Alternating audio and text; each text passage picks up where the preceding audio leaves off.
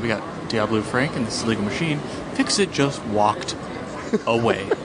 He said, I'm going to go look at trades, and walked away. And that was 30 minutes ago, and we haven't seen him again. Let it go. Like, if you don't want to be here, just say you don't want to. Don't just walk away. We're human beings.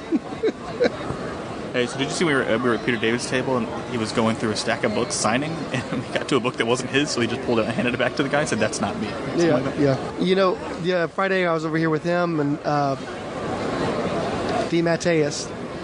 It's D-E-D. Matteis. Yeah, DeMatteis. Okay, so they were like taking a picture with him with every single book he signed, like proofing it.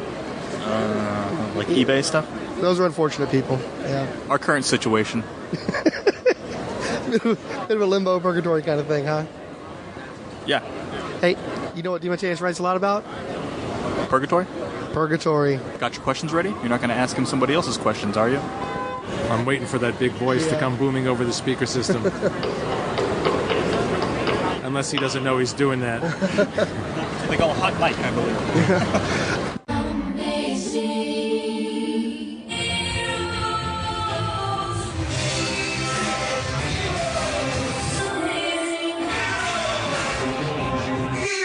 J.M. DeMatteis is a prolific comic book and screenwriter. He has had numerous lengthy runs on Spider-Man titles and authored some of the webhead's most popular stories, including Kraven's Last Hunt. He is responsible for fan-favorite episodes of Justice League Unlimited, Batman the Brave and the Bold, and animated features like Batman vs. Robin. He's one of the few comic book writers who can engage an audience with stories about magic, featuring characters like Dr. Fate, the Spectre, Phantom Stranger, Doctor Strange, and Justice League Dark. Themes of mysticism are also prevalent in his many creator-owned works, such as Seekers into the Mystery, The Last One, The Stardust Kid, and Moon Shadow. He's a pioneer of the grim and gritty movement of the 1980s, but always balanced with a sincere humanism too often missing from the work of his contemporaries like Frank Miller and Alan Moore. He is probably best known as the scripter of Justice League International, who in combination with plotter Keith Giffen produced one of the rare examples of comedic superhero stories that are legitimately laugh-out-loud funny, even 30 years after their jokes were first told. So we're here with J.M. DeMatteis, and I'm about to waste a bunch of his time asking a lot of really dirty questions, so hopefully I won't completely bore you to tears. First I want to talk about your Marvel work. How did you come to work on The Defenders? The Defenders was one of the first books that I did when I was started at Marvel, because I sold my first stories to DC. That's where I broke in. And I had done some fill-in work for Marvel, for Jim Shooter, who really liked my work and wanted to bring me over there, and he knew that I had a passion for Doctor Strange. So that's why he said, I'm going to give you The Defenders because I know you love Doctor Strange. And that's how it started. By the way, I don't have a question about it, but I just want to say I loved your brief run in the 90s on Doctor Strange that ended up that last series, the last long-form series they did. I had a great time with that also, and it was like, by the time I think I'd finished the first or second issue, they announced that the book was canceled, so I never quite got the chance to hit the rhythm that I wanted with the book. And then the last few issues were spent, they asked me to wrap up old plot lines from before my run, but I still had a great time. And Mark Buckingham, the artist, what a great artist for Doctor Strange. He did a beautiful job, but I always felt a little frustrated by that. That's a character I would return to. Yeah, I really enjoyed it because Buckingham, I believe, came on at some point prior to around the time Warren Ellis was doing the book, so he got a little bit more time to find his groove, and I thought he was doing a great job, and you got stuck having to wrap up the Darkhold story arcs. Right, which I, until they told me about it, I'd never even aware of it, so you go back and you reread the stories, and you try to come up with the best conclusion you can. Yeah, but I got to do that Baron Mordo story that I really wanted to do, and toyed with the origin a little bit, and it was fun. It was a lot of fun. I love that character. I did, back in the 80s, I did a Doctor Strange graphic novel with Dan Green called Into Shambhala, which I think is one of the best things I did for Marvel, but I have a real passion for that character. He's a very good medium for your writing. It just seems to work very well. Yeah, I like the mystical characters. They give you a chance to get philosophical and metaphysical, and those are the things that I really, really care about. Plus, Doctor Strange, as a character, has such a great backstory. He has one of the best backstories in comics. The whole arrogant surgeon who gets broken to bits and then, finds his hope through the spiritual master and then has his life remade. It's a fantastic story, which is why I think it's going to be a great movie. What you hear before the movie happens is often very different than what happens when the movie comes out. So I really hope that they do the origin, because that's not a character you want to jump into when he's already Doctor Strange, because the reason you relate to him is because you know who he was before, and what he went through. So I hope that they really do explore the origin, because it's one of the best in comics ever. When you came onto the book, the title was always known for being a little bit weird, elf with a gun, that sort of thing. But you really seem to push it more towards mysticism and sorcery, even Satanism. So that was a deliberate move on your part, or was it something that just was a natural manifestation of your interests? I don't know about Satanism, but because that's not anything that interests me. In fact, I really don't like stories that involve Satan and hell and all that stuff. I'm not a big fan of that. But the mystical side of life, the philosophical side of life, that whole Eastern world that Doctor Strange explores, that's very much a part of my life. It's very important to me. And so I love stories that allow me a chance to explore that. And plus, when you get into the mystical characters, I just spent a year and a half, 2 years writing Justice League Dark for DC. And it's the same thing with those DC characters.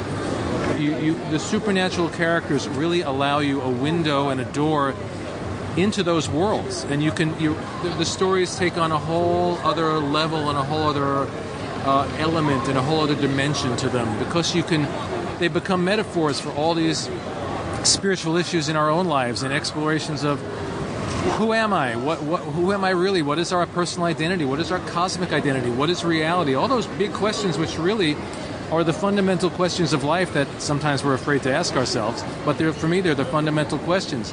So these characters like Doctor Strange or Dr. Fate or the Justice League Dark characters are a great doorway into that for me.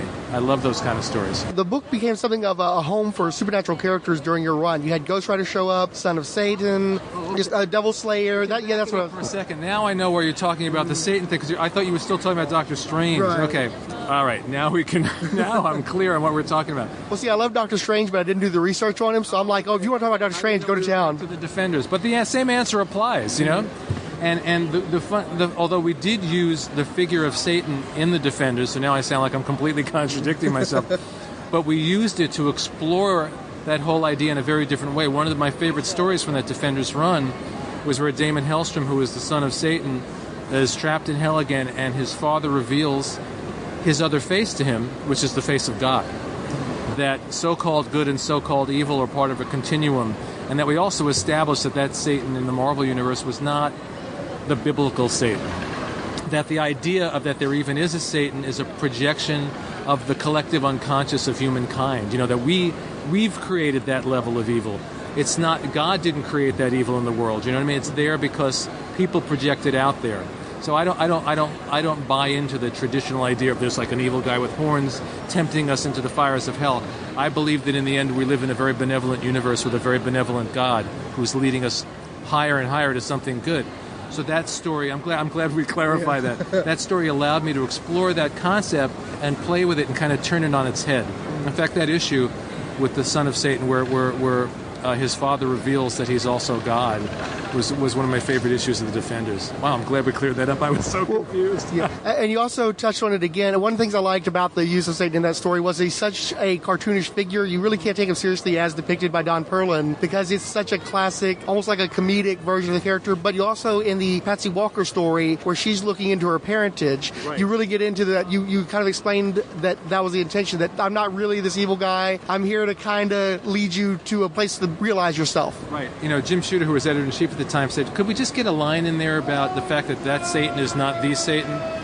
And rather than just throwing a line, I used it as an excuse to really do an exploration of that question. They had that whole merry-go-round ride together, where they basically had this long philosophical discussion while they were going around this satanic merry-go-round. Yeah, so that was a great opportunity. I love those characters. That was my first book as a comic book writer where I really got to invest it with myself. I was still finding my way as a writer. I can look back at some of those stories and go, oh my God, that phrase is terrible, or that the language is clunky. But I really poured my heart and soul into that book, and I couldn't have done the things that I did later, the more personal projects, the creator-owned projects, had I not had a chance on Defenders to really explore and play and break some boundaries. Which is great, because that was always the tradition of that book. Mm-hmm. And Steve Gerber is really the guy that really established that. If you're going to write the Defenders, find where the boundaries are, find where the walls are, and start knocking them down, immediately prior to your run, Ed Hennigan was writing the book. But David Anthony Kraft came back for that one issue to kill off Patsy Walker's mother. And that seemed like it was a sort of a fulcrum for a lot of the work you did with Patsy Walker on that series. David Anthony Kraft, though, was known for having her be sort of a bouncy, light character, where you took her down some darker roads and fleshed her out some. Was that a conscious choice, or was that just a natural inclination of your writing? Well, both. You know, it was a natural inclination, but also because when I came in, we took the Defenders in this realm of a supernatural team, which it hadn't been before, so that opened the door on that. I realized, years later, working on Justice League Dark, that in a lot of ways Defenders was my rehearsal for doing Justice League Dark, because they're very similar in their premise, So I'm also obsessed with parent-child relationships and how everyone's always going through life working out their issues with their mother or their father. So for me, it was a very natural thing to get into Patsy's relationship with her mother. And then when she found out that her mother had sold her out to the six-fingered hand, it was, we're always wrestling with our parents in some form, And it was a great doorway in. Same thing with Damon Hellstrom. It's the ultimate daddy issue, I'm trying to be a good person, and my father is the Lord of Hell. That's a rough one to have to deal with, But he was a great character also. I love the characters that have that duality of soul, that they have that incredible darkness in them, but they also are struggling toward the light, and they have to wrestle with that.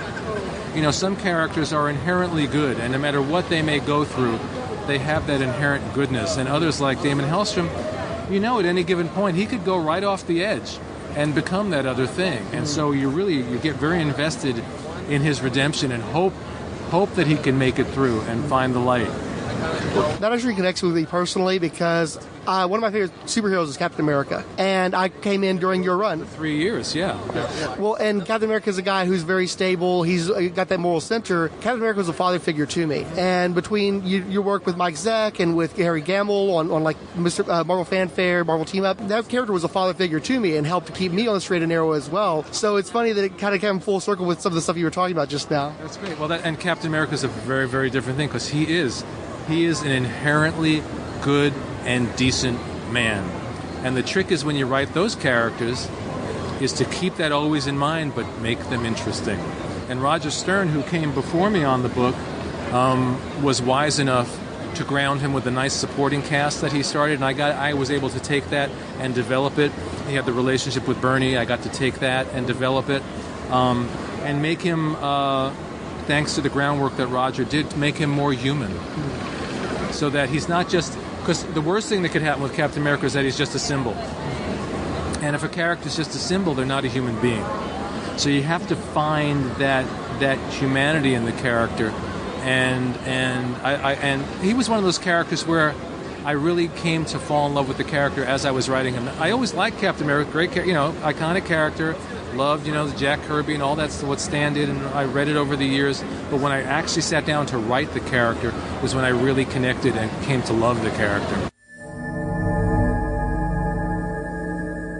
I'm Mr. Fix-It, and this is my consigliere, Diablo Frank. The line is Cagliostro. Same difference. Spawn is one of the most successful comics properties of all time, with best-selling books, animated series, toy lines. That stinky movie, all the lawsuits over who's got what rights. Don't be a comedian. We got business to handle. We're here to pimp our new show, Spawn Talk, about Todd McFarlane's cursed anti-hero and his fight against all the forces of heaven and hell in a doomed quest to be reunited with his beloved wife, Wanda.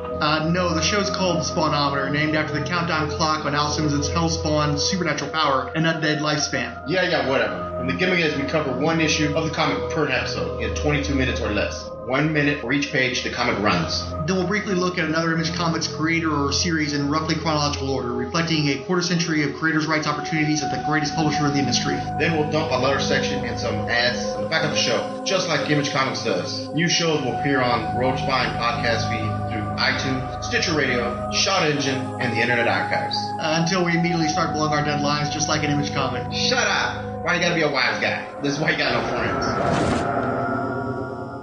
Did you read any Patsy Walker stories? Like, she had a fairly long-running pair of series before she became the Hellcat character. Did you read any of that stuff? No, because growing up, I was reading the superhero stuff. I was aware that it was there. I remember seeing it on the rack, Patsy Walker. But I didn't become aware of her until, I think it was Steve Englehart that brought her into the Avengers as a character. So that was my familiarity with that character, was through that. And, the love affair between Patsy Walker and Damon Hellstrom I think, worked because they were so different. Because even with what she'd been through, at heart, she was that same Patsy Walker. And the last person you think she's going to end up with is the Son of Satan, you know? So that romance was a great thing to play with and a great thing to write. And I noticed you jumped right into that. As soon as he showed up, you started that romance where previously they'd been playing around with a Hellcat Nighthawk romance. But you seem to have your own ideas of what to do with Nighthawk because he seemed to be somebody who needed to be challenged to get him out of his rich boy rut, I guess you could say. Well, you know, what's interesting, and I did a panel yesterday and we talked at length about this, when the stories are really working, I'm not making that decision. The characters are making that decision. What happens a lot of the times is you get the characters on the page and they start interacting, and there are relationships there that I would have never thought of. But suddenly, say, Patsy Walker and Damon Hellstrom are in the same scene, and you sense that there's a spark between them. I didn't know there was going to be a spark between them till I start writing the dialogue. Someone was asking me, about my Justice League run with Keith Giffen. Same thing with Beetle and Booster. Did you set out to create this great friendship with Beetle and Booster? No. They created it, and we followed it. Same thing with Damon and Patsy. It was like, oh, okay, these two, there's something between these two. I better explore this and see where it leads. When you introduced the Gargoyle, was he intended to be an ongoing character, or is that another one of those situations where he gained a life of his own? Well, I think I didn't really know where it was going to go until I wrote that first story that he was in. And then once he hit the page, it was like, okay, he belonged. I could see that he would be a great addition to the group. And plus, and I didn't really think about it that much, but I don't think anyone had ever done a character that was like an 80-year-old man who was like a main superhero figure, So that made him very interesting, that this is this guy who had this long, interesting life. And in fact, I did a Gargoyle miniseries with Mark Badger that is still one of my favorite things that I ever did for Marvel, that really got to explore his life and his backstory. And I love that character. That's another character I would go back to and write because he's really interesting. He was unusual then, but now there's this sense they're trying to become more diverse in comics, but at the same time there's a greater homogeneity because everybody's lean, everybody's young, everybody's sexy, and you don't have that diversity of character types anymore. Right, that's true. And again, I wasn't consciously trying to be diverse by having an old man be the character. It just, as a writer, was like, oh, that's interesting. And then the more you write him, the more interesting you realize that he is. And then next thing you know, he's part of the team, and he's a very valuable part of the team. You don't get, to my mind anyway, you don't get the recognition for your role in the increasing sophistication of comics beginning in the 80s. You did have a hand in Grim and Gritty as well. But you explored some really mature themes at early years. The Gargoyle character attempted suicide in one of your issues. You introduced Cloud, which is possibly one of the first transgendered characters in comic book history. Well, credit where credit's due. I think it was Peter Gillis who came after me that really explored the transgender thing with Cloud. So I have to give him the credit for that one. I'll take credit for the stuff I did, but not for the stuff I didn't do. But you also introduced, in the Captain America run, he had a homosexual friend that he had known from back in the war. So I just wanted to point that out while I had the opportunity, while I had the soapbox, that I really wish you got more recognition for helping to elevate comic books and their maturity and their willingness to approach those kind of themes. Well, thank you. We also did a story in Spider-Man in the early 90s called The Child Within, which I think was one of the first major Marvel stories to ever deal with child sexual abuse. But the same thing, it's like when those things happen, it's not because you set out to go, oh, I want to give Captain America a gay best friend. I just had the idea that, it would really be cool, because now this was the 80s, so World War II was maybe 40 years before, as opposed to now where, if you're going to have someone from World War II, they're really old. He could still be a reasonably young man, Wouldn't it be interesting if Cap met somebody who knew him when he was a kid, and if he was the guy who was Cap's protector growing up? In fact, in the Captain America movie, the character of Bucky, what they did with him is really what Arnie Roth was to Cap. They built on Arnie Roth and turned him into Bucky. And I didn't set out to go, I'm going to go give him a gay friend. It just, as I started writing it, it became apparent that that's what it was. So it becomes a surprise to me. So I wasn't on a soapbox going, I'm going to write a story about a gay guy and blah, blah, blah, blah, blah. And it also made sense for me for that character. Here's Captain America. He represents America. He represents all of us. His girlfriend is Jewish. His best friend is a black guy, the Falcon. Mm-hmm. And so why wouldn't he have a gay friend? And it becomes this all-inclusive thing that really represents all of us, Whether I was doing that consciously, I don't think so. I think it was just intuitive on my part.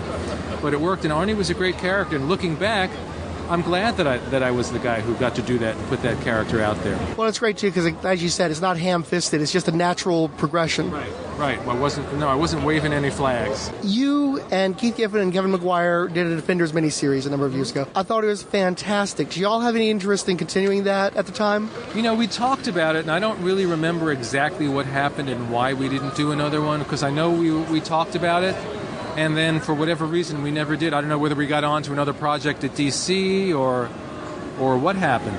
We had a really great time working on the Defenders. I mean, it was really fun, and we got to kind of apply our insane DC Justice League mindset to the Marvel Universe. I don't know how hardcore Marvel fans felt about it, because it was pretty funny. But it was also a very serious story underneath that, and that's a lot of what we like to do also. It's like, it's not so much that the story is funny, is that the characters have a sense of humor. Who decided to take the Defenders and turn them into the New Defenders? Someone asked me about that the other day. They were like, did they force you to do that, and that's why you left the book? No, it was the same thing that we're talking about. I had introduced some of the X-Men characters into the book because when I was a kid, I loved the original Lee Kirby X-Men, that group of characters. And so I thought, well, we have the Beast already. Let's bring in Iceman. Let's bring in the Angel. And once they came into the book, it kind of solidified and started feeling more like a regular team. So it was my idea to do the New Defenders. The joke was, once I did it, I realized, I've now turned this into exactly the kind of book that I don't like to write, which is a standard team book. Peter Gillis, to his credit, kept it pretty weird too, which was good because of the tradition of the book. But then I went, now that I've done this, I don't really want to write this book anymore, and that's why I left. So I basically wrote myself out of the job.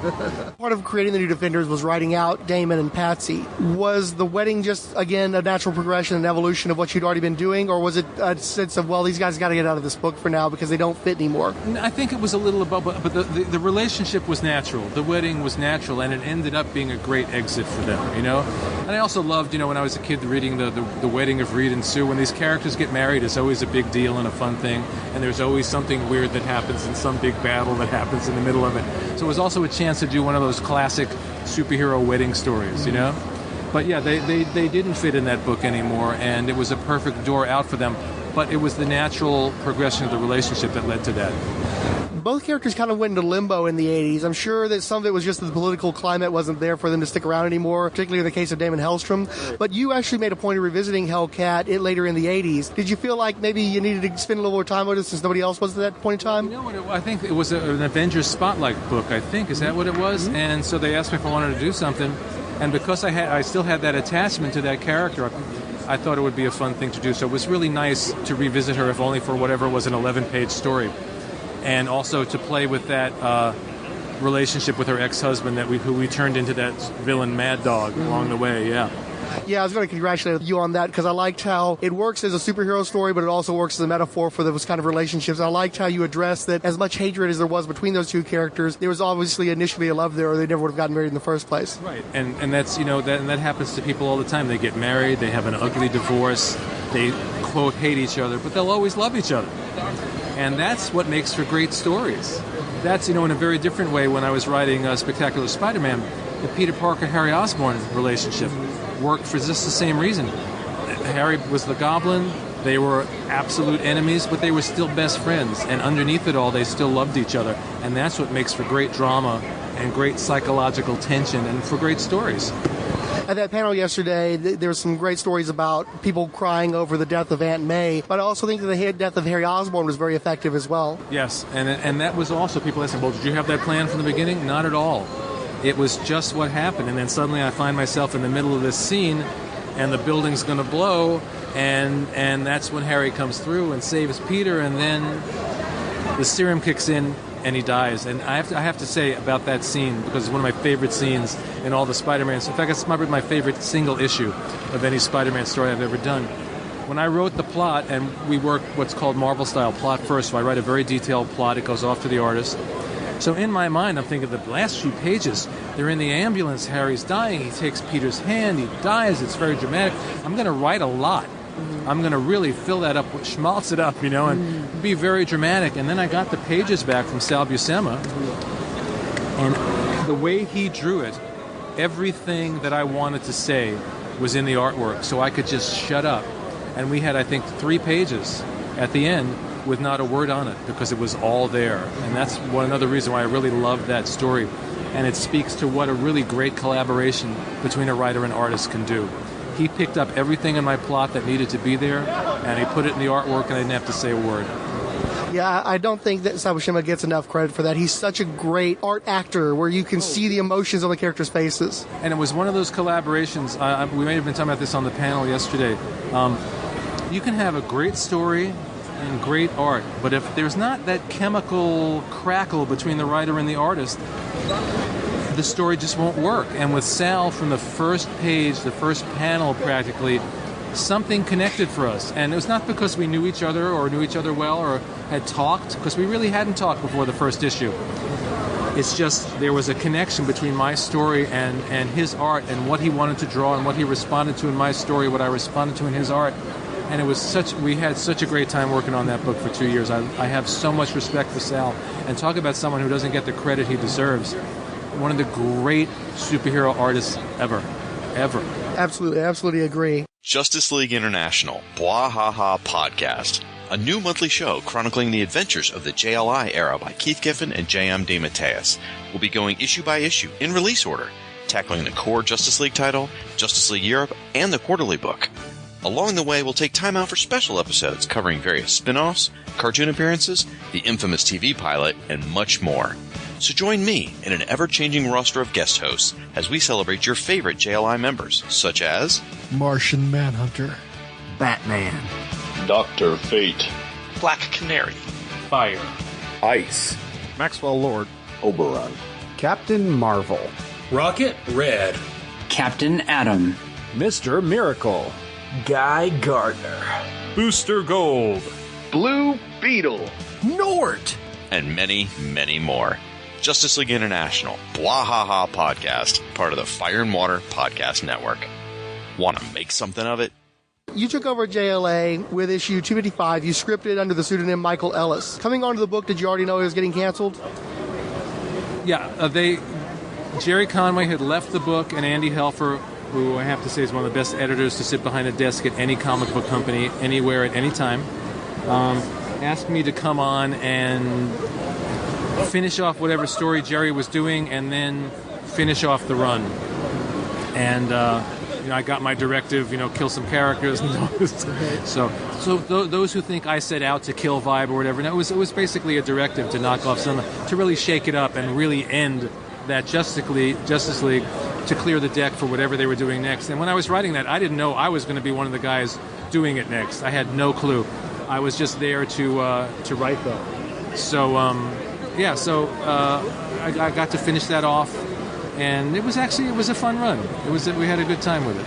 Did Helfer ask you specifically take out this character? I can't swear to it because it's been a long time.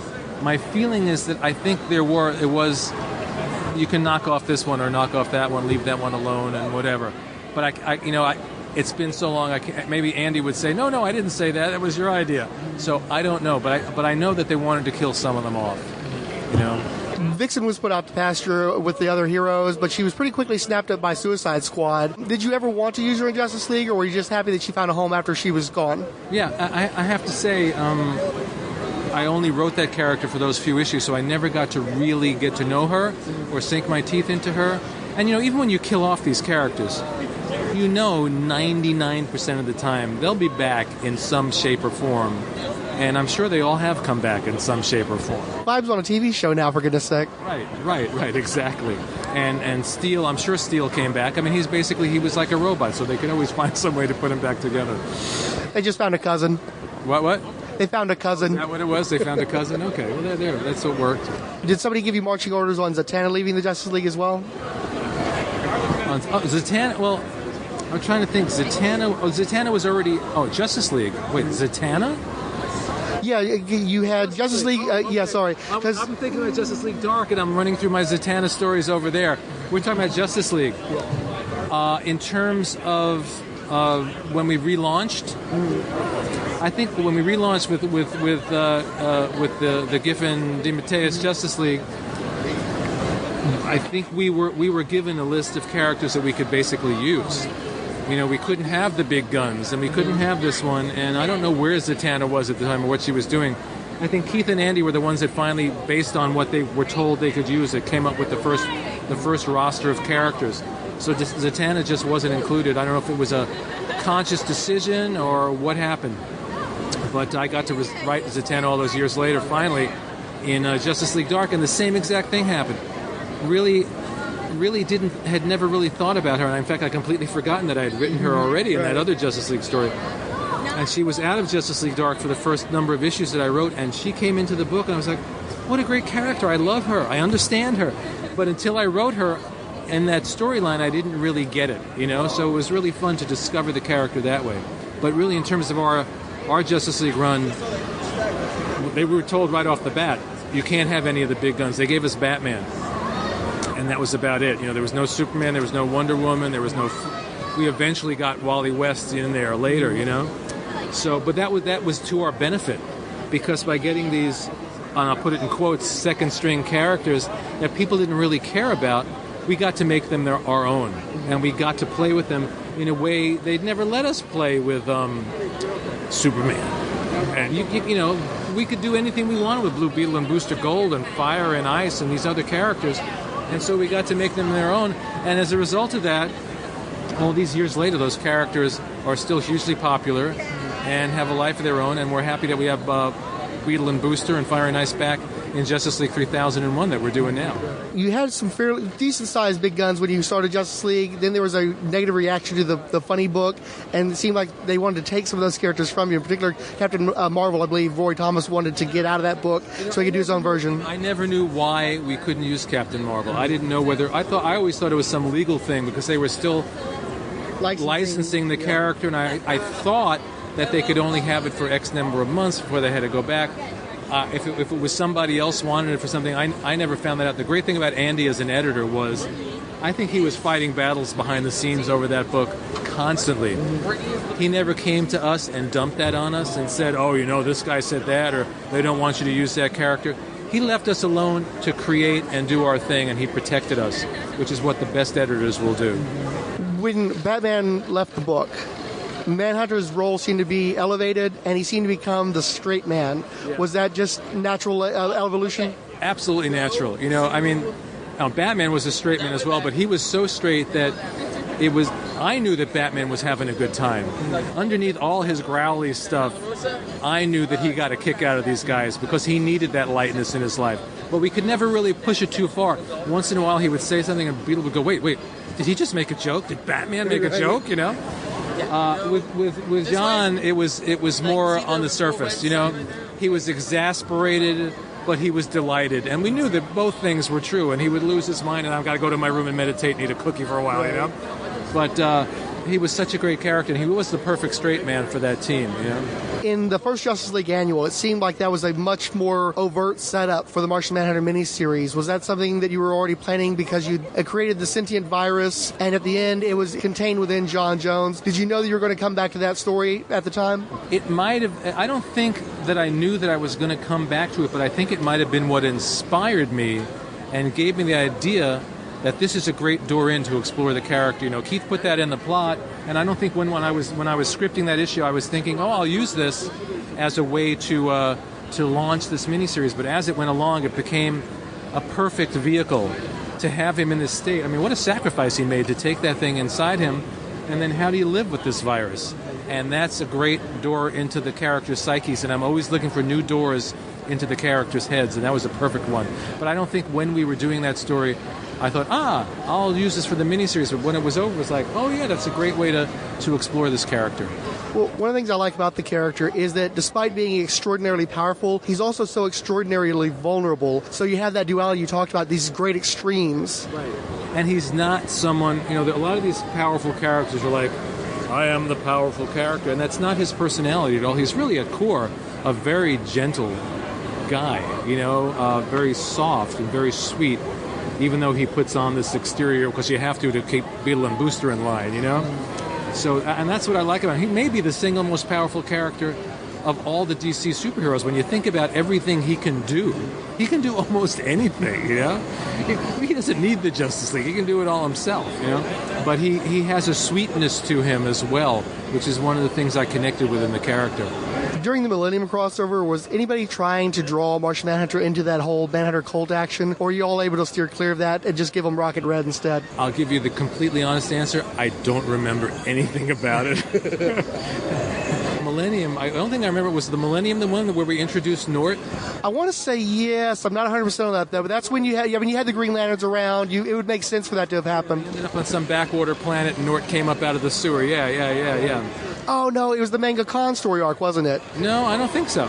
Wasn't he? No, maybe I'm thinking of somebody else. But he was in that vicinity. Okay. Yeah. Do you know whatever happened to Blue Beetle Volume 3? Because my understanding was that they were going to end the Lin Wein series that was on the newsstand and then started a direct market version with the same creative team. And reading in Amazing Heroes, there was talk of actually taking Blue Beetle out of the Justice League for a period of time. Did you ever catch wind of that? Never heard a word about it. That might have been Andy Helfer fighting another battle for us and saying there's no way you're taking this character out of this book, you know? In JLI number 22, you wrote a line, it was during the Invasion story arc, and Wonder Woman was guest starring, they were destroying Khan spaceships. Wonder Woman expressed her dismay at all the death and destruction that was happening. And John Jones says, why must we always take such pleasure in the combat, in the fighting? That was almost immediately prior to the miniseries. Were you trying to contrast the warrior incarnation of Martian Manhunter versus the character that was going to come out at the end of that miniseries? The more genteel, the more introspective character. Again, that wasn't a conscious thing, but that comment is true to that character. And it's also really true to superhero stories in general. You know, I mean, that one little comment is a big comment on the whole genre because it's true. We take great pleasure in the battles and the fights and the explosions and the deaths, you know. And now that these things have been transferred to the movie screen, they're even more intense and more violent and crazier. And I find, for me personally, when I see it on a movie screen, as much as I've loved so many of these movies, it's hard to take some of the unrelenting violence and explosions. And you watch these movies, and I'm always thinking about the collateral damage. How many civilians are dead here? And, you know, comics, you get away with it a little bit more. It doesn't feel quite that in your face and that real, but that comment, I think, is a perfect comment from John, perfectly reflective of his character, but not something that I was doing consciously to contrast with what was to come. Have you seen Avengers 2 yet? I haven't. I will see it, but I don't necessarily run the first weekend and fight the crowds, you know. I wait a little while and then I will go see it. Yeah. One of the things I found very enjoyable about that movie was that they take the time to show the heroes saving lives to a much greater extent than pretty much any other superhero movie I can think of. Them doing everything they can to actually protect humans and be heroes. So just a little recommendation. Well, I'm glad that they did that. It's important because, you know, you watch these things and there goes like 5 buildings go down. You know, they're all dead. They're all dead. And, you know, oh, the heroes won the day. Well, what about those, like, millions of people that went down in all those buildings and all those people that had all this stuff dropped on their heads, you know? And I actually I did a mini-series for IDW 2009 called The Life and Times of Savior 28, which really took all of my reservations about the superhero genre, which I love, or I couldn't have done it all these years. But underneath it all, I'm always going, I'm still uncomfortable with the violence. I'm still uncomfortable with the whole mentality that says we can solve problems by dropping buildings on each other's heads, you know? And that series allowed me to really wrestle with those questions in a public forum. And I'm one of the best things I've ever done, I think, and I'm very proud of that series. Well, it's another one that kind of flew under the radar. A lot of people don't know it exists. But if you're out there and you're a fan of my work, please read that one because it's very important to me. Well, especially if you're a Captain America fan, since it took a lot of the stuff that you were going to do with the book and didn't get to, and I guess it benefited from percolating for a couple more decades. Right. Although I sometimes think, God, if I had gotten away with doing that story, because for those that don't know, I had pitched that after Captain America 300, that was where Captain America was going to go into this huge storyline where he disavowed violence, and it really became an exploration of these questions. And then the powers that be said, sorry, we're not going to let you do that. And I literally wrote and played with and rewrote that story for 25 years. The joke is, when I finally found this artist, my friend Mike Cavallero, and we pitched it to IDW, after 25 years, it was approved the same day we pitched it. That has never happened to me before or since, to have an approval the same day. especially because I'm in New York and they're in California. Time difference, everything. Same day. Yes, let's do it. Let's go. Awesome. What was the motivation behind so radically changing Martian Manhunter's origins?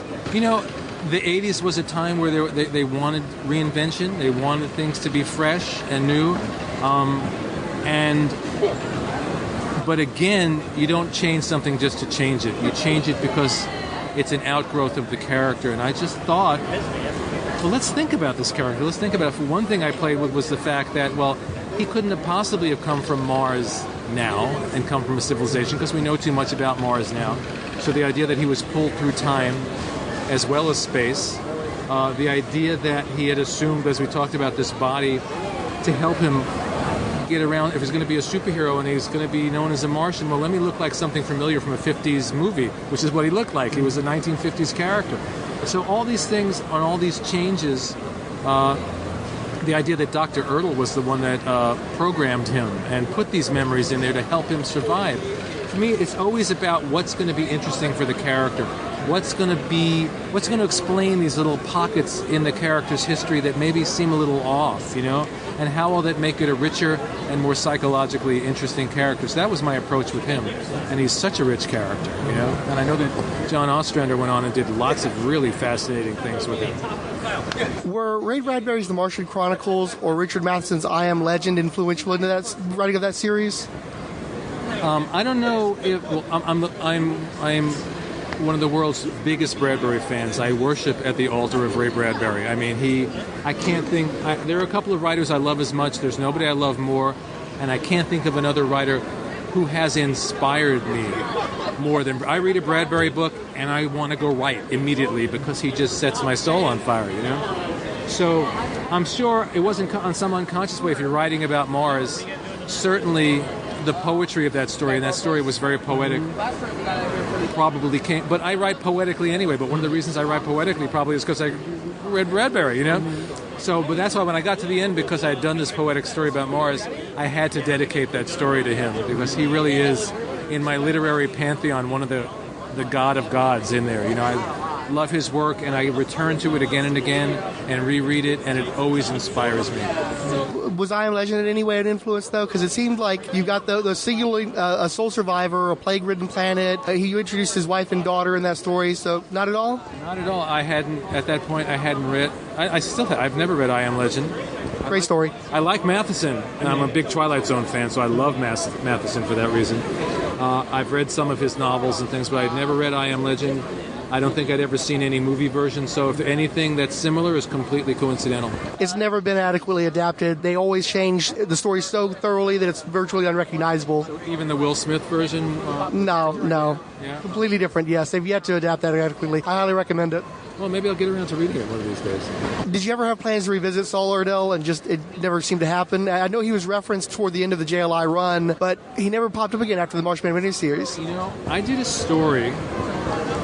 And I think it was supposed to run in... Remember, we had Justice League International Quarterly. It was a gigantic book. It was like 80 pages 4 times a year. I did a story that, for whatever reason, never saw print. And it was a Martian Manhunter solo story. And it had to do... It's a great story. Maybe I'll get to rewrite it. He encounters a woman that he becomes convinced is a human woman who's the reincarnation of his Martian wife. But if I'm remembering correctly, Dr. Erdl or Erdel, I've never said it out loud before, maybe you're right, maybe it's Erdel, it sounds better that way, was in that story. I know he was in that story. But I think what might have happened is we were working on that toward the end of our run, and it was in the drawer to go into Justice League Quarterly, and it just never saw print. There was another story I did, was a Guy Gardner General Glory story. Trevor Von Eden drew it. It was a really fun story, and I don't think it ever saw print. So there's a couple of stories that may be still up in drawers at DC. It seemed like Justice League Quarterly tried to radically reinvent itself when you guys left the book. And maybe that's why those stories never saw print, you know, because I remember them both. And that Martian Manhunter, because I love that character so much, and it was a really fascinating story to have him obsessed with this woman who didn't know him, and he was convinced that she was the reincarnation of his wife. I'm happy to have talked to you just so that I could find out that nugget. I've never heard that anywhere else. Did you enjoy Mark Verheiden's Secret Origin story? Because it seemed like a lot of people's favorite Martian Manhunter stories is The Man I Never Was from one of the Justice League annuals. And you seem to pick up from where they left off with the Secret Origins and play out how changed the Martian Manhunter character was. I'm just curious how you responded to that Secret Origin story, though. The Mark Verheiden story? Yeah. I never read it. Really? Because the Man I Never Was picks up from the cop character who's introduced there, and Manhunter's trying to investigate his death. Oh, that's it. See, here's the thing. When Keith and I work together, Keith creates the plot. I then write all this stuff on top of that. So I had no clue. To this day, you've just enlightened me. I had no clue. I could 99% positive I had no clue that story was based on anything that came before. Well, I mean, part of the point of the story is it's not about a murder mystery. It's about Martian Manhunter having kind of progressed past being a superhero at this point. Right. And I probably thought it was referencing something from some old story from 15, 20 years before, And I remember really liking that story because that's the fun of my collaboration with Keith. He lays down this really amazing, solid plot, and then he gives me the room to sometimes write a whole other story on top of that. So I really got to play with the character and his psychology in there, and I had no idea it was referencing another story, so thank you for enlightening me. Was there any initiative to try to bring in classic Justice League villains? Because you guys touched on Starro, Professor Ivo, Queen Bee, Despero, and I know that there was a tendency to discard a lot of the Silver Age characters at that point in time. Did you guys make a point to try to bring them in and reevaluate them and come up with a new way of approaching them during your run? I don't know if it was I keep giving the same answer. I don't know if it was a conscious decision any more than Keith going, hey, let's bring back Despero. And people seem to love that Despero story. And the joke of that story is because it was, for us, as grim as Justice League story as we've ever done. When I was writing that one, I was sort of like, half of my brain was writing it seriously, and half of my brain was satirizing the grim and gritty characters, stories of the day, including my own Kraven's Last Hunt. Because if you read Despero's captions, it's very much, I am Despero, I am death, I am fire. It's just like, I am Kraven, I am... So I was kind of goofing on myself a little bit, but people loved that story. And we also had, if I recall, that was an Adam Hughes story, right? Right. Adam Hughes did a beautiful job with that story. We were very lucky. We had some great artists on that book. And Adam was one of the best. Yeah, I caught that satire, but Hughes was so good at realizing it that it would be easy for somebody to miss that element of it. Yeah, and then again, we got that nice Martian Manhunter moment at the end where he used that whatever name we gave to it. The Mayavana. Thank you. To allow Despero to think he'd won. And again, this great sacrifice because it was only something he could do once in his lifetime. So again, just like the thing with the virus, the more we talk about him, what a great character. I have to write him again. DC, if you're out there, I need to write that character again. Well, you mentioned, too, you were trying to dial down the grim and gritty. Ultimately, that story is about the gift of love, solving all the problems. Yeah, very, very much so. Very much so. And that element was right there in the plot, and I got to do what I do, which is weave it into the Martian mythology and everything. Yeah. Now, at the same time, though, that story took away Gypsy's happy ending where she goes back with her parents and goes back to school, and then by the end of that story, she's in a whole different place. Right. But it seemed like you got some more mileage out of Gypsy. How did you feel about that character once you revisited her, since you had her pop up quite a bit after that? Yeah, now, a lot of those choices were Keith's choices, because I get the plot and go, oh, look, I guess Gypsy's here, And then it was always my job to go, okay, let's find a way into her head, let's see how we can deepen her and expand her, and that story allowed us to do that. Did you ever have to talk Keith out of killing anybody? No, I never tried to talk Keith out. I don't think I've ever had to say, Keith, don't do that. Well, maybe once a month we're on the phone and we're discussing ideas, and I don't know if that's going to work or not. But here's the amazing thing about Keith, and I said this on the panel the other day. He is one of the single most creative humans I've ever known in any medium, not just in comics, anywhere, anyhow. And you talk about talking to him about changing things. So the story that to me defines Keith is years ago we were in the hall at DC and we were going to do a story for Secret Origins, the Secret Origin of Nort, who I love beyond reason. And he tells me the story. Well, it's going to be like this and this and this and this and this and this and da. What do you think? I said, Keith, I don't really like that story. I don't think it works. And he took a breath for about 5 seconds, and he went, well, how about this? It's this and that. And a whole new story came out of his head, He is so creative. It's just, I always joke, there's like when my kids were little, they had these bubble bears. And you pressed the plastic bear's belly and the head popped up and out came all these bubbles. And that's Keith. You squeeze his belly and out come a bunch of ideas. You don't like those ideas? Squeeze his belly again in 5 minutes and some more ideas will come out, you know? He's brilliant. And we've been working together for more than 25 years now, and I enjoy it as much more now than I did then. JLA Annual number 5, the Armageddon 2001 Annual. Was that your ideal ending for JLI, where you got to look at where those characters would be in, I think it was 15 years at that point in time, and see where they ended up? Or was it just... at the time, it was just another story and just another issue. So I wasn't thinking like, this is a great grand finale story for them, because we were still pretty much in the middle of our run at that time, I think. Well, you were juggling War of the Gods, Armageddon 2001, Breakdowns. I can't remember all the crossovers you were having to deal with at that point in time. Yeah. Breakdowns was one. That was one. That was the last big thing we did. And if there was any one story that maybe I think Keith and I would both go, we're sorry that we did that one, because it was just one of those giant crossovers that went on too long. You know. Luckily, we got to take a breath after that and do a real final issue, and Kevin came back for that, and it was great. Well, it happened to be 62. Were you all just trying to reach that magical 5-year point? I honestly don't remember. We had decided at some point, and maybe it was in the middle of Breakdowns, where we both said, I think we're done.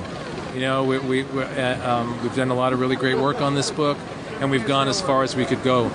And little did we know that 10 years later we'd be back to revisit those characters and revisit them again, and now here we are again in Justice League 3001 with Beetle and Booster and Fire and Ice and revisiting them again. When we were done with that book, we really thought we were done. I never thought I'd necessarily even work with Keith again. Not because there was any negative anything, but I was by that point, I think, under contract to Marvel again, and he was doing other things. And then we came back together to do I Can't Believe It's Not the Justice League. Formerly known as the Justice League, with Kevin. And it was the first time that the three of us kind of went, oh my God, what we do together is good. We weren't thinking about it then because we were on a treadmill. We had so much material we were cranking out. It was like, here's the plot, write the script, turn it in, on to the next plot. So when we got back together after like whatever it was, 9 or 10 years, that was when we went, this is great. We have something unique here that we don't have when we collaborate with anybody else. We have to keep doing this, you know? But we were so stupid, we didn't know that we had it in the first place, you know? One of my favorite images of the Martian Manhunter is that 3-panel shot by Kevin Maguire from number 60, where he's just flying off into the horizon, says just goodbye. Was your intention for him to just go away for a while? Let him work out? Because, I mean, for about a year and a half, 2 years into the series, you kept having him say, I'm not your big green Martian martinet. I need some time to process all this information. And that's when he finally took it. And then immediately, like a year later, he's back, his blood went. Right. Well, I think at that point, it was a natural outgrowth for the character. It made sense. Now, I don't know also if whoever was taking over after that requested that he not be on the team. I don't know. I don't remember what the behind-the-scenes machinations were, but it was a proper ending for him at that point in time. Yeah. One of the major through lines of your run on JLI was the redemption of Max Lord. And then, of course, a number of years later, he was turned into an outright villain, murderous, all that kind of good stuff. Are you just crestfallen when something like that happens, when you spend 5 years of your life developing the Max Lord character, showing him go from being a creep to a good person, and then they just turn around and undo it all? I have two answers to that, and they're contradictory. One is absolutely, because you're invested in that character, and the character means something to you, and then you see something like that happen, and you go, oh, God, what did they do? Why did they do that, And then you take a deep breath and you realize it's comics. I've done the same thing. Somebody else has done something with a character and I come along and I reinvent it and I change it. So after the first couple of days of going, oh my, I can't, and then you take a deep breath and you let it go and you realize our stories are all still out there. That Maxwell Lord is still out there. And one of the great things about what we're doing with Justice League 3000 and 3001 is where in the universe that you last saw at the end of I Can't Believe It's Not the Justice League. Anything that happened between then did not happen in the universe we're in. When we talk about Max Lord in that book, it's the Max Lord that we all knew and loved, and he was a good guy, and he never shot Blue Beetle, and they all lived happily ever after. You know what I mean? So In the end, it all worked out, didn't it? It's a great book to go back and read because you've got Max still there, Sue and Ralph Dibny are still together. It's one of those books I like to read as a palate cleanser when I'm tired of all the darkness, just to revisit those characters again. And people always point out that there's some throwaway line I had in one issue where they said, we better get back there or Max is going to shoot me in the head or something like that, you know? Little knowing that that's exactly what would happen years later. John Ostrander named John Jones's wife and daughter Maria and Kim. Do you like the names? What were the names that he used? I don't know. Maria and Kim with a bunch of apostrophes and variant spellings. It's fine with me. I have a lot of respect for John Ostrander. If it was good enough for him, it's good enough for me. Did you ever get to read his tribute issue with Doug Monkey and Martian Manhunter when they revisited the JLI? No, I never did. I'd recommend it. It's Martian Manhunter on a Choco Oreo rampage, and they do their best to channel the spirit of your run.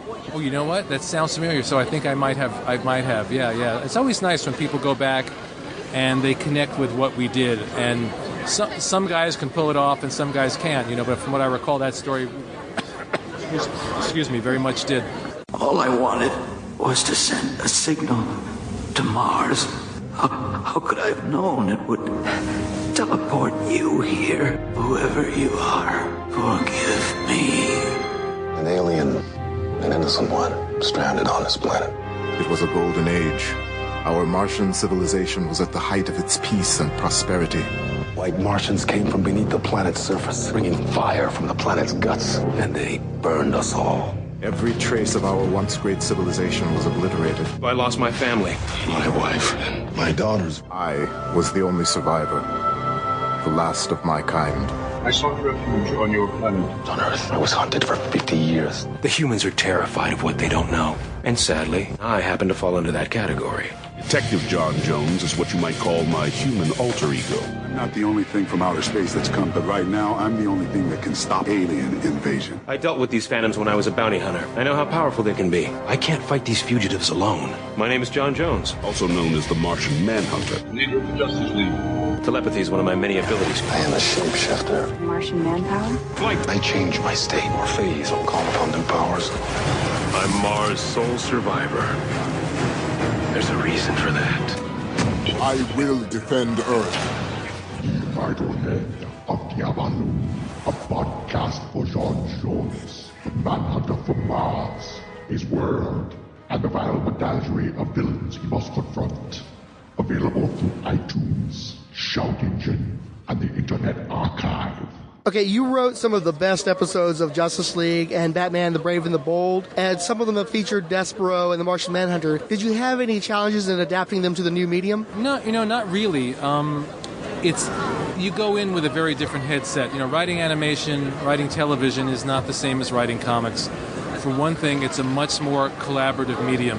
If you're hired as a freelancer in TV, you know, you've got a producer, you've got story editors, you've got guys that have worked out the map of the show, and you're really hired to execute their vision for the show, and then ideally bring as much of yourself and your vision to the table. But it's not about me going, I'm going to write Justice League Unlimited, here's where the show's going now. No, because they have that in hand, you know. So in comics, there's a lot of freedom. Even on, mainstream iconic characters, I've had so much freedom with Spider-Man, with Justice League, with all these characters, to do them exactly the way I want them, you know? With Justice League, with the animation, you're doing the show the way the producers want to do the show. So I take off my personal vision hat, and I put on my collaboration hat, and then I have a great time, because these guys are really smart and really creative and really talented. And between all of us, we work things out, and I loved working on those shows. I mean, the first thing on Justice League that they handed me was the Alan Moore story. Yeah, I got to caught that anecdote yesterday. That was great. And you said that's the only time you've ever had a first draft accepted for animation. I think that was one of the few times, but that one I thought, okay, I'd written for TV before. I just turned in the first draft. Where are the notes? And a week and a half went by, and I thought, oh my God, I must have totally screwed this up. They're going to fire me, have someone else rewrite it. And then I called up my buddy Stan Berkowitz, who worked on the show, and he said, no, you got it right. Don't worry about it. That's why there's no second draft. We don't need a second draft. And then I did the next episode after thinking, I'll just do a first draft. And they were like, here's all the notes. Now let's do the second draft, So, but I loved working on that show. Brave and the Bold may be my favorite out of all of them. Because, every week it was different characters. not just every week, but within the same show, because you had the teaser, which was like a mini episode, and then you had the main story. And the other thing I loved about that show is because it's skewed younger, but it's skewed younger in a way that I've had so many guys come up to me and say, I watched that show with my 6-year-old son, and some 40-year-old will say, and we both enjoyed it. And there's not a lot of things where you get a father and his 6-year-old son both loving the show and both enjoying it. I really had a great time, and it was a wide variety of stories for that show. And despite the fact that it was very kid-friendly, it seemed they kept throwing me these really dark stories, like the Doom Patrol story where they all die in the end, or the Red Tornado story where he has a son, which is one of my favorites that I did for them, who basically it ends with a mercy killing, It's like he has to turn his son off and kill him because he can't fix him and he's out of control. It was a really sad story, But I've had a lot of fun working in animation. I just had a Batman animated movie, Batman vs. Robin, that just came out last month on DVD. And so the animation work that I've done over the past 10 to 12 years has been a real highlight of my career. I've really enjoyed it. This year marks the 60th anniversary of The Martian Manhunter. You've given us just a brilliant praise for that character, a wealth of information and anecdotes. Is there anything else you would like to say about the Manhunter before we close?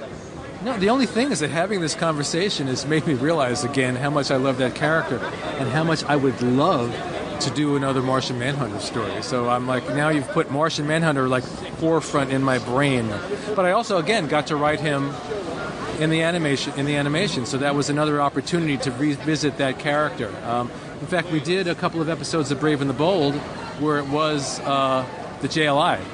And we got to play with that same dynamic, which was really a lot of fun. But yeah, I love the character, and anyone from DC's out there listening, I want to write another Martian Manhunter story. The last issue you did of Justice League, you said your two favorite characters to write in that book were Blue Beetle and Martian Manhunter. Does it still hold true today? Probably. The Beetle Booster team and their dynamic, but if I had to pick one, it would be Beetle, because he feels closer to me and who I am, and Martian Manhunter, absolutely. I love all the other characters. They're great, but those are my favorites. Yeah. Excellent. Thank you very much for your time. Wonderful to talk with you. Thank you very much. Thanks to everyone who supported the first edition of Amazing Heroes Interviews. Adam Blackmoon, Ange, Count Druncula, Eternal Rage, Firestorm Fan, Jackie Earl Haley, Keith G. Baker, and Luke Dobb. I apologize for the nearly 2-year-long gap between editions, but the truth to tell, most of these interviews were conducted to supply material to the Martian Manhunter 60th Anniversary Specials, which were episodes 15 and 20 of the Idlehead of Diablo podcast. I turned around the Peter David edition fairly quickly because it was easy to extricate the Martian Manhunter material from everything else we discussed, since he hadn't had a ton of experience writing that character. Meanwhile, with J.M. DeMatteis, a good chunk of our interview related to John Jones, and the character kept coming up over and over again. So pulling that material out and putting it into roughly 4.5 hours worth of podcasts specific to that character, very effort intensive, very time consuming. And also, I didn't want to have the specials diminish the interview that you're listening to here and vice versa. Because there would be so much overlap, I wanted there to be a nice gap, and pull that off. Also, some of the material from the DeMatteis interviews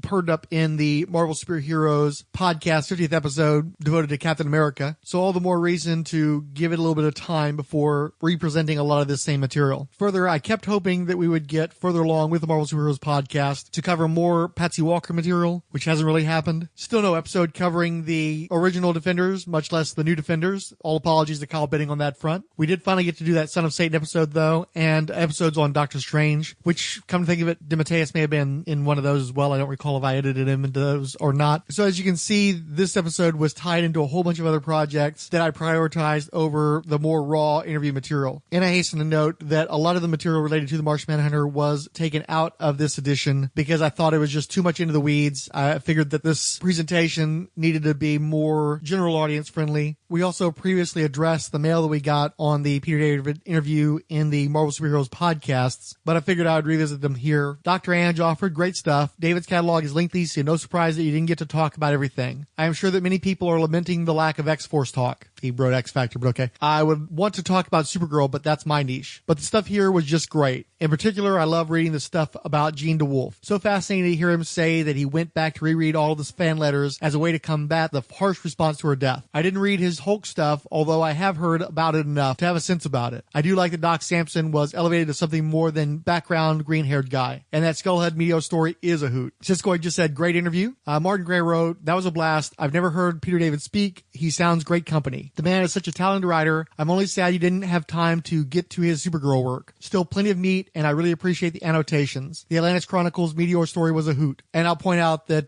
Dr. Ange had hoped for some Supergirl material too, but it was my first ever interview with a professional recorded under a tight convention-mandated deadline. But I still feel like a putz for not going deeper into the pad catalog, or at least asking what David thought of the Supergirl pilot/trailer. Obviously, my focus was on Peter David's early career, but given the chance, I'd love to spend more time with this fellow. I actually got to see him live during a panel discussion in San Diego back in the year 2000, and he was excellent in that. He's always great fun to listen to, and because I've enjoyed so much Peter David material, I could easily do several more hours worth of interview with him. I just need to dig in and do the research. I'm sure Mr. Fixit would have loved some more Incredible Hulk discussion as well. Unfortunately, David has not been back into town since 2015, so until that happens, this is what I've got. I also think I did better with this second interview, which I had advertised previously, was with another of the greatest writers in the history of comics. Twitch Ryan Daly commented, oh, please be Chuck Austin. Oh, please be Chuck Austin. Please be Chuck Austin. Please be Chuck Austin. Please be Chuck Austin. Please be Chuck Austin. Please be Chuck Austin. Please be Chuck Austin. Please be Chuck Austin. Please be Chuck Austin. I've never met Chuck Austin. Sorry, dude. Finally, the irredeemable Shag noted, great interview. Really enjoyed hearing about Atlantis Chronicles. By the way, Shag has a great interview with Mr. DeMatteis that he did for his JLI podcast, so do go and check that out. Also, while I've got your ear, please consider donating some money to Peter David. He's got, last I heard, an $80,000 tax bill that turned up because he made a pretty good amount of money while he was working on the short-lived, I believe it was a Nickelodeon show called Space Cases with Bill Mumy.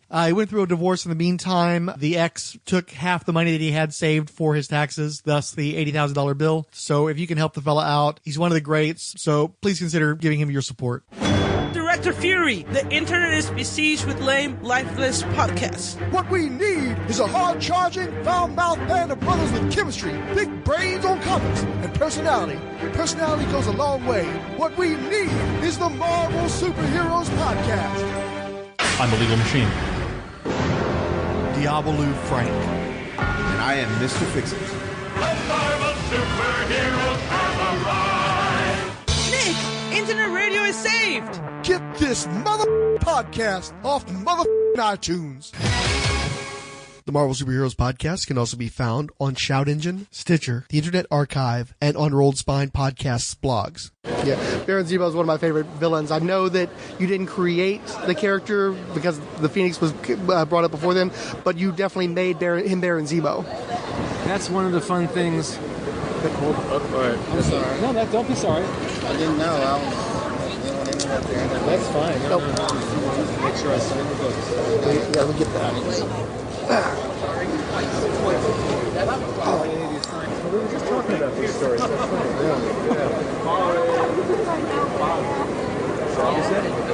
Oh yeah, I love Vermin too. He was actually in one of those Cap stories you did with Terry Gamble, so yeah. I know, he knows his stuff, yeah. Literally, he knows his stuff, because... Yeah, one of my internet friends, the irredeemable Shag, you turned him into a Dr. Fate through that run. He's one of his favorite runs in comics. Great, that's good. I hope to collect that someday. So, was I in the middle of what? Let's just scrap. We'll just scrap that, yeah. Move on to the next thing.